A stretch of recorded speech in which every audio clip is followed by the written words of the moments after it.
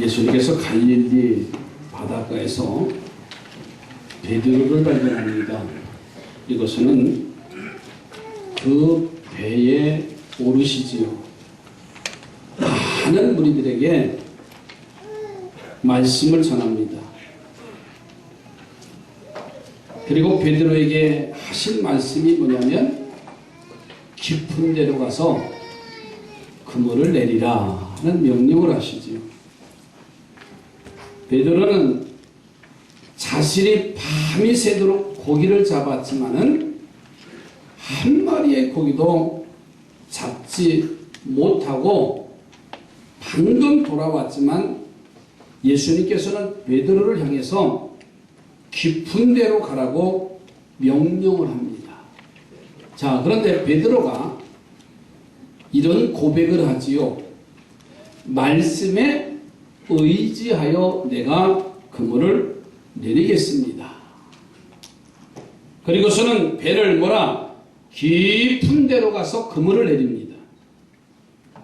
놀랍게도 아침까지 한 마리도 잡지 못했던 베드로 그물이 찢어질 정도로 엄청난 고기를 잡고, 그리고 함께 동행했던 친구들에게 도움을 요청해서 한번 그물질로 두 배가 만손이 돼서 돌아오는 기쁨을 베드로가 만끽하지요. 자신이 수십 년 동안 고기 잡은 경력이 실패를 만들었지만 예수님의 말씀에 의지하여 말씀을 한 한마디 그 말씀 가운데 놀라운 기적을 만든 것을 보고서는 베드로가 예수님 앞에 발 앞에 엎드립니다. 그리고는 이런 고백을 해요. 주여, 나는 죄인이로소이다. 그러자 예수님께서는 베드로의 손을 잡아주면서 너는 이제 고기를 잡는 어부가 아니라 사람을 낚는 어부로 만들어 주시겠다고, 그 말씀을 따라서 주님을 따라가는 사람 낚는 어부가 되어졌다는 그런 말씀이에요. 우리는 이 말씀 속에서요, 한번 따라서 합시다. 예수님 만나면 좋은 일이 일어납니다. 누구 만나면? 예수님 만나면 좋은 일이 일어난다는 것을 깨닫게 됩니다. 오늘 처음 오신 분들도 너무 잘 오셨어요. 누구 만나면? 그 예수님 만나면 좋은 일이 일어난다는 거예요. 그리고 깊은 곳으로 가시라고 하는 말씀에 베드로가 순종하니까는 그의 삶에 실패했던 인생이 성공의 삶으로 바뀌어져 갔어요. 자, 그런데 그 깊은 곳으로 가라고 하는 말씀에 순종하려면 우리가 먼저 선행되어야 할 조건들이 있습니다. 저는 그래서 오늘 말씀의 제목을 깊은 데로 가서 그물을 내리라, 이 말씀을 통해서 함께 은혜를 나누시기 바랍니다. 첫째로, 그가 그 말씀에 순종을 하려면 닷줄을 풀어야 됩니다. 여러분, 바닷가에 부둣가에 가서 보면 배들이 정박했는데 다 닷줄에 묶여 있습니다. 그냥 바다에 떠 있는 배들은 어디로 그 물결이 흘러갈 줄 몰라요. 파선이 될지 침몰이 될지 누구도 장담할 수 없기 때문에 그 어부들은 반드시 바다에 가서 일을 하고 돌아오면 그 부둣가에다가 밧줄로다가 정박을 해놓는 겁니다. 자, 그런데 배를 깊은 데로 이동하려면 제일 먼저 해야 할 일은 그 배를 고정해 놓은 밧줄을 풀으라는 말이에요. 밧줄을 메어 놓은 채로는 아무리 노를 저어도, 삿대를 저어도 배는 앞으로 나아갈 수가 없어요.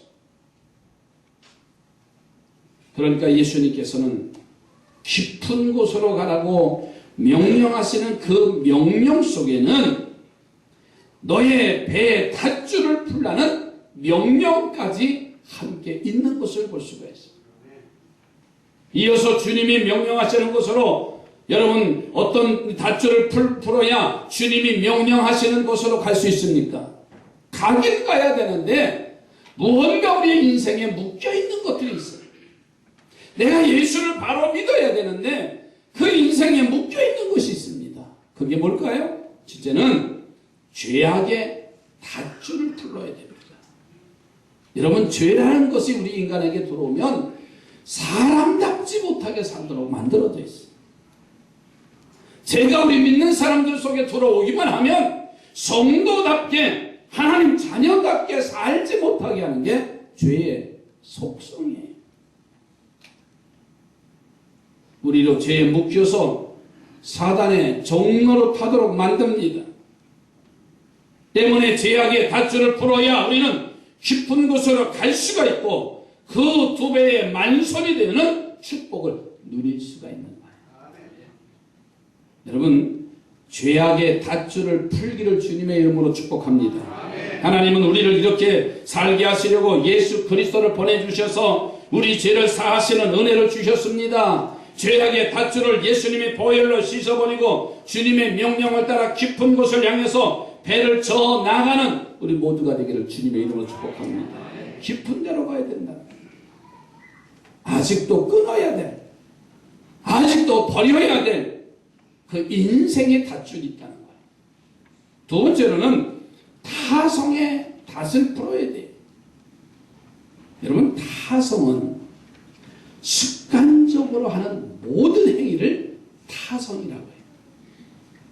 형식적인 신앙생활을 타성이라고 하는 거예요. 그냥 주일이니까 교회 오고 찬송하자니까 입을 열고 기도하자니까 눈은 감았는데 마음은 다른 곳에 빼앗겨 있는 거예요. 기도하자고 찬송하자고 하니까는 와서 앉아 있는데 어떻습니까? 아유, 이번에 김장 몇 포기 할까? 눈 감으면 김장 드리는 거 생각하고, 아, 이번에 어디로 놀러 갈까? 나중에 아멘 하니까 그냥 아멘 하는 거예요. 여러분, 아멘이 뭐예요? 내가 동의합니다. 그렇습니다. 하는 마음을 모르는 행위예요.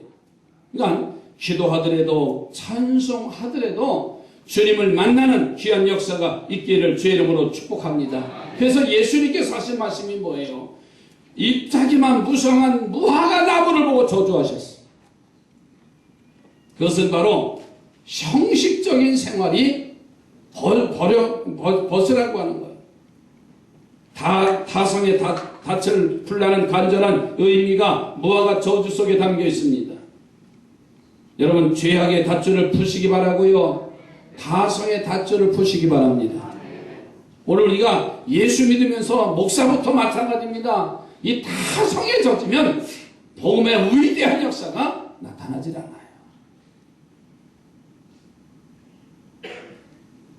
예수님이 산에 올라 기도하시는 가운데 그 산 아래에 있는 제자들이 한 귀신 들린 아이를 데리고 온 부모가 이 아이를 고쳐달라고 해요. 그러나 그 제자들은 어떻게 할 바를 몰랐어요. 예수님을 따라다녔지만은 주님이 주시는 메시지, 복음의 능력을 알지 못했습니다. 땀을 흘리고 쩔쩔매고 예수님이 기도하고 산에 내려오시니까 이상한 일이 나타났습니다. 무슨 일이냐고 했더니 그 문제를 이해할 자초지종을 이야기하잖아요. 근데 예수님께서 하신 말씀이 기도 외에는 이런 이유가 나타날 수 없다고 하셨어요. 그 문제를 해결해 주시고 하신 말씀이에요. 여러분, 우리 옆에 분하고 축복하며 타성해졌지 맙시다. 오늘 한국 교회의 문제점이 너무나 타성해져 있어요. 모양은 그리찬이고요. 번듯하지만은 그 안에 예수 생명이 들어있느냐 그 말이에요. 복음의 능력은 찾아볼 수도 없는 모습이에요.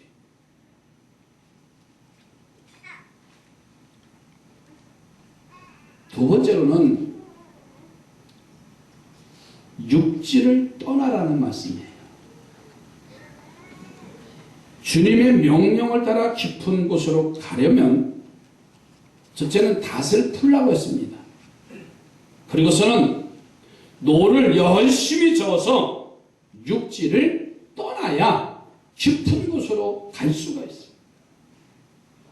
육지를 멀리 떠날수록 깊은 바다에 이르게 됩니다. 멀리 안 떠나면 언제나 얕은 바다에 있기에 육지를 멀리 떠나야 주의 명령에 순종할 수가 있어요. 여러분, 육지는 우리가 항상 사는 삶의 근거지입니다. 그러나 풍성한 고기를 이제 잡는 깊은 바다를 가려면 떠나야 되는 대상이 된다는 것이 오늘 본문의 진리의 말씀이에요. 자, 그러면 어떤 행동이 육지를 떠나는 삶을 의미하는 건가? 첫째로는요, 세상 중심의 삶을 떠나가는 거예요. 여러분, 아브라함을 보세요. 75세에 하나님으로부터 명령을 받습니다. 그 명령이 우리가 알듯이 너희는 본토 친척 아비 집을 떠나라는 명령이었지요. 더 놀라운 일은요, 방향이나 지명을 제시하지 아니하고 내가 지시한 땅으로 가라, 이렇게 말씀하셨어요. 여러분, 본토는 우리의 육적인 본성을 가리키는 겁니다. 불순종하고 핑계대고 교만한 것이 우리의 육의 본성이에요. 이것을 떠나야 아브라함이 누린 놀라운 복을 받을 깊은 바다로 갈 수 있기 때문에 하나님께서는요, 그곳을 떠나라고 명령하시는 거예요. 아브라함은 바로 이 명령을 순종합니다. 세상 중심의 삶을 떠났기 때문에 놀라운 복의 사람, 복의 근원의 사람이 될 수가 있었습니다. 오늘 교회에 참 자고로 나오셨습니다. 이제는 세상 중심의 삶을 떠나시기 바랍니다. 그러면 주님이 내게 오시어서 복의 근원이 되고 믿음의 사람으로 우리를 세워주신다는 거예요. 여러분, 사람들은 참 이상한 게 있어요. 아이들 보면요, 좋은 것은 늦게 배워요. 그런데 나쁜 것은 왜 가르쳐주지도 않는데 그렇게 빨리 배우는지를 모르겠어요. 참 답답해요. 어느 날 아이가 밖에 나갔다 오더니 이 새끼야, 그래. 누구 새끼가? 가르쳐주지도 않았는데 좋은 말을 듣는 게 배우는 게 아니라 밖에 나가서는 그 말이 빨리 습득이 되는 것을 볼 수가 있어요. 여러분, 이것이 사람의 본성이에요.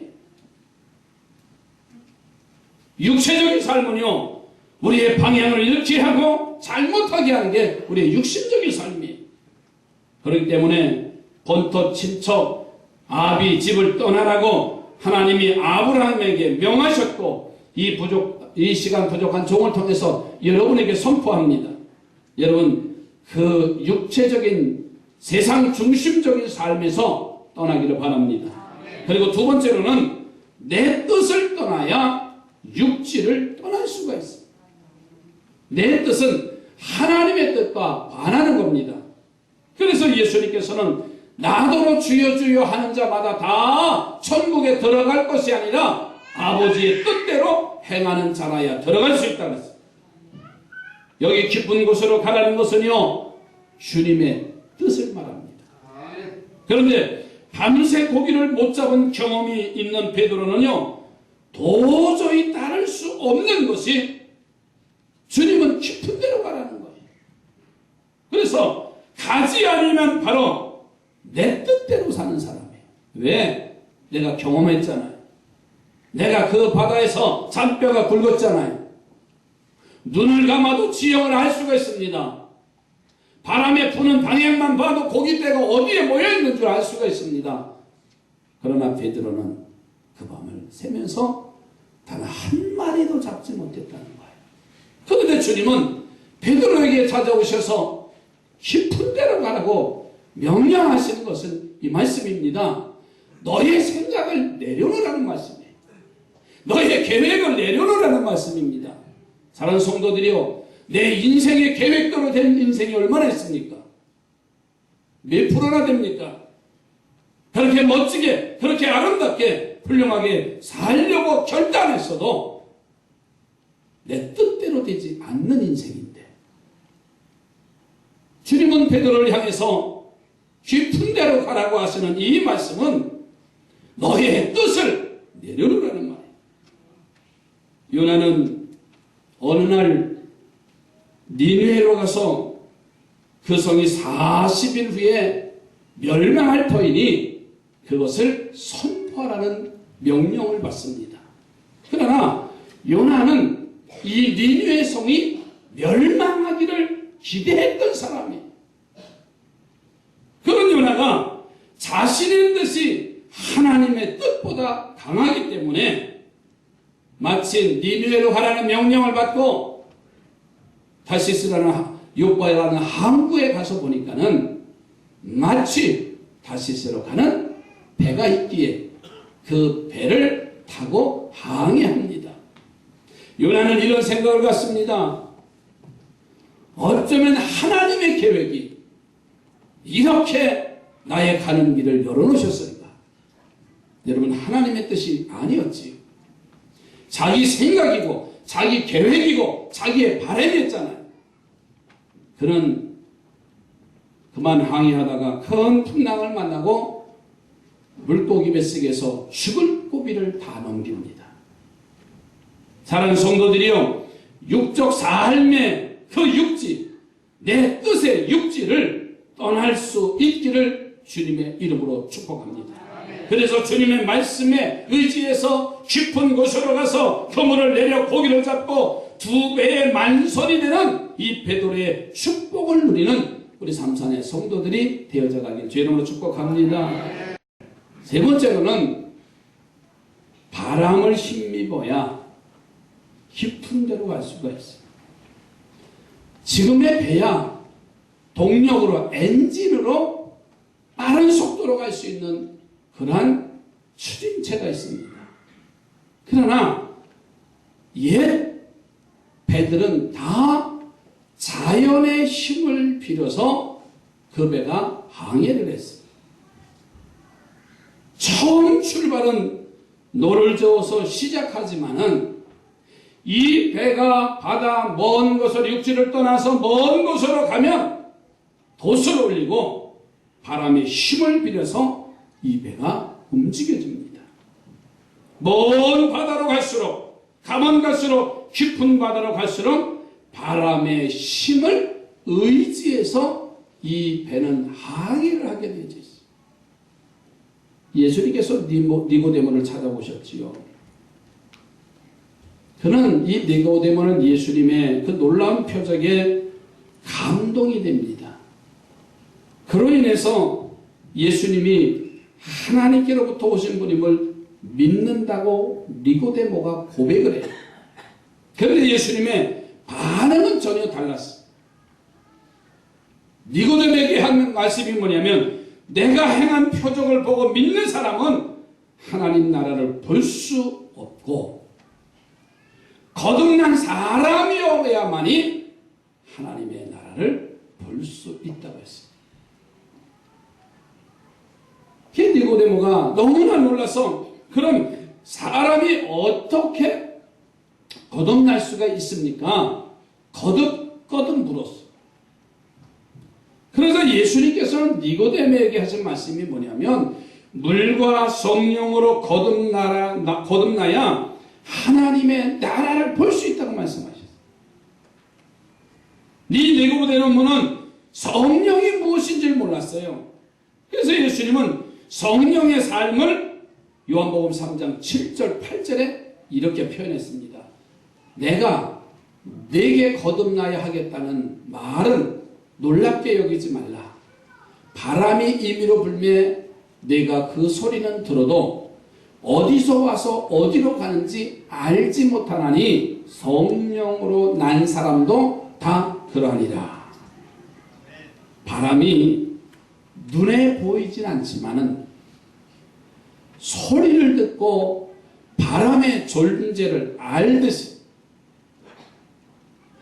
바람이 어디서 부는지 그 물체에 부딪히는 모습을 보면서 바람의 방향을 알듯이 성령의 사람은 눈으로 보이지 않지만 그 성령에 이끌려 사는 삶을 살면 하나님의 나라를 볼 수 있다고 예수님은 말씀하십니다. 그렇습니다. 깊은 곳에 가서 2배의 만손이 되는 축복을 누리시려면 성령의 도우심을 받는 성도들이 되시기 바랍니다. 성령은 진리의 영이요 지혜의 영입니다. 그리고 우리를 도와주시고 보호하시는 보혜사 성령이세요. 때문에 내 힘으로 모자랄 때, 우리가 짓는 노예 힘이 다할 때 성령의 도우심을 받는 성도가 되시기 바랍니다. 내가 할 수 있는 것은 의지입니다. 그러나 내가 더 이상 할 수 없는 그때가 올 때 우리는 전능하신 여호와 하나님을 의지하는 겁니다. 사랑하는 성도들이요, 오늘 처음 나오시는 분들이요, 내 의지로는 살 수 없습니다. 내 계획대로 되는 인생은 단 한 인생도 없을 겁니다. 그러나 내가 노를 젓고 그리고 인생의 깊은 풍랑을 만날 때 성령의 이끌림을 받는 자는 주 안에서 승리하게 될 줄로 믿습니다. 진리의 길이라는 것은요, 옳은 길을 말합니다. 축복의 길로 인도하신다는 거예요. 그래서 예수님은 주님의 십자가 고난에 모두 실패하고 부인하고 도망간 제자들에게 예루살렘을 떠나지 말고 약속하신 성령을 기다리라고 명령하셨어요. 그들이 마가다라 광에서 약속하신 성령을 받아서 도우심을 받게 되자 모든 제자들이 실패하지 않고 끝까지 충성하는 길로 달려갔습니다. 사랑하는 성도들이요, 깊은 데로 가십시다. 그리고 그물을 내리십시다. 2배의 만손이 되는 은혜를 받으시기 바랍니다. 나 한 사람이 변하면 함께 있던 친구도 만선의 기쁨을 누리는 거예요. 베드로 한 사람이 변하니까 그날 밤에 고기 한 마리 잡지 못했던 인생이라 할지라도 그가 주시는 예수님의 말씀을 받아 먹고 아멘하고 그 말씀에 의지해서 배를 깊은 데로 몰고 갑니다. 그리고 그 마음속에 무엇이 생깁니까? 내가 말씀에 의지하리라. 내가 말씀을 의지하리라. 오늘 본문 속에 보니까는 그곳에 2배가 있었다고 말씀하셨습니다. 여러분, 예수 바로 믿으면 나 혼자가 사는 게 아니라 둘이 산다는 말이에요. 오늘 본문 마지막 결론 속에서 보니까는 베드로의 배 만선이 아니라 함께 동행했던 그 사람도 만선의 기쁨을 누렸다 그랬어. 우리 옆에 분하고 예수 바로 믿으십시다. 누가? 내가요, 내가 예수 바로 믿으면요, 내 옆에 있는 사람도 살게 돼 있어. 내가 바로 믿으면, 우리 삼산교회가 이곳에 바로 서 있으면 이 지역에 구원받는 역사야. 오늘 한국교회가 교회 사명을 다 하지 못했기 때문에 이런 현상이 나온다고 말씀드렸어. 나 한 사람이 변하면 같이 사는 거예요. 참 잘하셨습니다. 오늘 깊은 데로 가서 그물을 내리라 말씀하셨어요. 여러분, 이 말씀을 붙잡고 여러분의 인생이 사고도 넘치는, 함께 사는, 더불어 승리하는 성도의 삶이 되기를 주의 이름으로 축복합니다. 기도합니다. 하나님,